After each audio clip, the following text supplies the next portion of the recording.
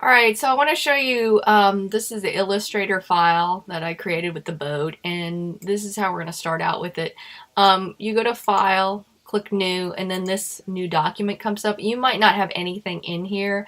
That's because I've created Illustrator files before. We're going to go to Print, select Letter, change this to inches. I'm going to change the orientation to Landscape. Don't worry about bleed. Hit Create.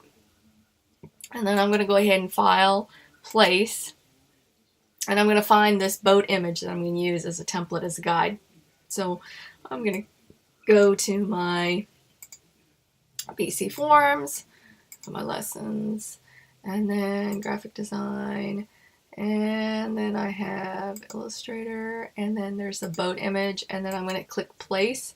It's going to have a preview on my cursor, and then I'm going to left click, and it's going to put that onto the document, and then I'm going to drag from an anchor point, and I'm just going to pull, and this can go against the edge. I'm going to just pull this like that. There we go.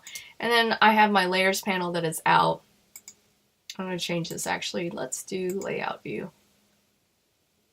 Okay, all right, and then I'm going to have my layers. All right, layers are right here. I'm going to go ahead and lock this layer down. It's kind of processing its thinking. Okay. All right. Hide that behind there. All right. And then I'm going to lock this layer down so I can't edit it and I can't do anything to this. Then I'm going to add a new layer and I'm going to label this. I'm going to call this Photo.